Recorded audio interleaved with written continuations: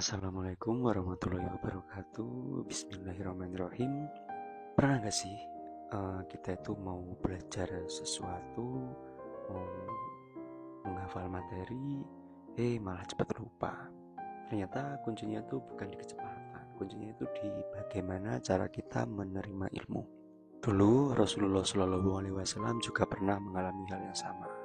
Saat malaikat Jibril itu menyampaikan wahyu, Rasulullah tergesa-gesa karena excited dan langsung mengulangi, padahal malaikat Jibril itu belum selesai dalam menyampaikan wahyu dari Allah Subhanahu wa taala. Ini tercatat dalam hadis Bukhari yang nomor 4. Nah, di sini itu Allah Subhanahu wa taala menurunkan solusi yang sangat luar biasa melalui surat Al-Qiyamah ayat 16 sampai 19. Allah Subhanahu wa taala berfirman, "Janganlah kamu gerakkan lidahmu untuk membaca Al-Qur'an karena hendak cepat-cepat." Allah menjamin di ayat selanjutnya bahwa himpunan ilmu yang ada di dada kita itu adalah urusannya. Tugas kita saat ini hanya satu, fokus pada input yang masuk. Rasulullah SAW setelah itu hanya fokus mendengarkan saat Jibril menyampaikan wahyu. Baru setelah Jibril selesai, barulah Rasulullah SAW mengulanginya. Intinya saat guru bicara atau saat kita mempelajari sesuatu, kita harus fokus dulu mendengarkan, memahami, jangan dibarengi dengan mengulang apa yang disampaikan atau mencatatnya.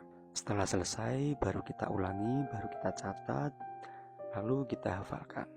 Jangan campur fase mendengarkan dan menghafal. Hilangkan rasa panik ingin cepat menguasai. Yakinlah Allah akan mudahkan selama kita benar dalam prosesnya.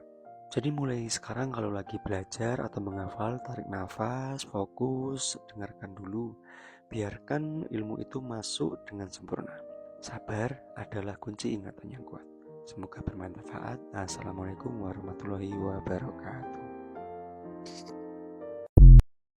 Assalamualaikum warahmatullahi wabarakatuh. Bismillahirrahmanirrahim. Sampaikanlah walau satu ayat.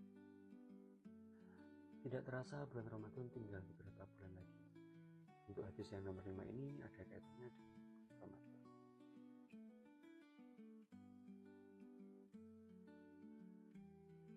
Ibnu Abbas radhiyallahu an bersaksi, Rasulullah adalah orang yang paling dermawan. Namun kedermawanan beliau itu mencapai puncaknya pada bulan Ramadan. Kedermawanan beliau meningkat drastis karena dua hal. Yang pertama karena itu Ramadan, dan yang kedua karena beliau bertemu dengan malaikat Jibril untuk menerima wahyu. Dan yang paling keren, Ibnu Abbas itu menggambarkan kedermawanan beliau itu jauh lebih dermawan daripada angin yang berhembus. Kenapa angin? Karena angin itu tidak memilih. Ia cepat, menyebar ke segala arah dan memberikan manfaat tanpa pandang bulu. Jadi kita harus meniru angin yang memberi kesejukan dan memberi manfaat dalam berhidup. Mari kita aplikasikan hadis ini. Ramadan adalah bulan di mana kita mengupgrade sedekah kita. Jangan hanya memberi desa, tapi berikan yang terbaik. Jangan tunda, berikanlah secepat dan seluas manfaat angin. Dan ingat, tingkatkan juga mudarasah Al-Quran kita. Karena interaksi intensif dengan Al-Quran adalah pemicu semangat kedermawanan Rasulullah SAW.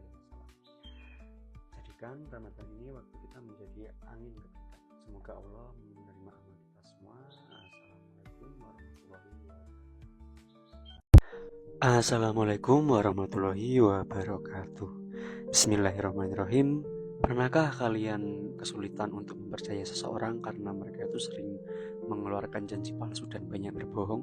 Ternyata kriteria pemimpin sejati itu sudah ada sejak dulu kala, kan diakui oleh pemimpin bangsa Romawi. Kisah ini dicatat dalam hadis Sahih Bukhari yang nomor 6. Kaisar Romawi Heraklius ingin menguji kabar kenabian Nabi Muhammad SAW. Heraklius itu memanggil pemimpin delegasi dari bangsa Quraisy. Delegasi itu dipimpin oleh Abu Sufyan sebelum masuk Islam. Heraklius mengajukan beberapa pertanyaan kepada Abu Sufyan bin Harb tentang sifat-sifat Nabi Muhammad. Yang pertama dari nasab Nabi Muhammad SAW yang ternyata bagus, kemudian tentang kejujuran Nabi, kemudian tentang pengikutnya bertambah atau berkurang, dan apakah pernah melanggar janji atau tidak. Meskipun membenci Nabi dan ingin merusak citra buruknya, Abu Sufyan bin Harb tetap menjawab pertanyaan dari Raja Heraklius dengan jujur karena menjaga marwahnya sebagai pemimpin delegasi dari kaum Quraisy. Setelah mendengar semua fakta yang jujur itu, Raja Heraklius yang berilmu mengeluarkan kesimpulan yang kuat. Heraklius menyatakan, "Aku telah mengetahui bahwa kenabian ini akan terjadi. Seandainya aku berada di sisinya, niscaya aku akan mencuci kedua kakinya." Dari penjabaran hadis ini kita bisa menyimpulkan bahwa integritas adalah mata uang yang berlaku dimanapun, apalagi di era yang serba hoaks ini. Dari Abu Sufyan kita juga mempelajari satu hal, bahwa kejujuran itu pada akhirnya menolong kita semua. Ini dibuktikan dengan Abu Sufyan yang awalnya belum masuk Islam, tapi dia melaksanakan kejujuran yang pada akhirnya mendapat hidayah sehingga pada akhirnya mengikuti Nabi dan masuk Islam. Kemudian dari hadis ini kita juga mendapat suatu pelajaran bahwa integritas, perjuangan yang benar akan selalu mendapatkan pengikut yang loyal dan konsisten. Nah, yang terakhir ini cocok nih buat calon pemimpin-pemimpin yang akan datang. Jadi untuk para calon pemimpin yang akan datang, paling enggak mempelajari tuh gimana cara kepemimpinan Nabi agar nanti pas menjadi pemimpin kalian juga mendapat pengikut yang loyal dan konsisten. Sampaikanlah walau satu ayat. Assalamualaikum warahmatullahi wabarakatuh.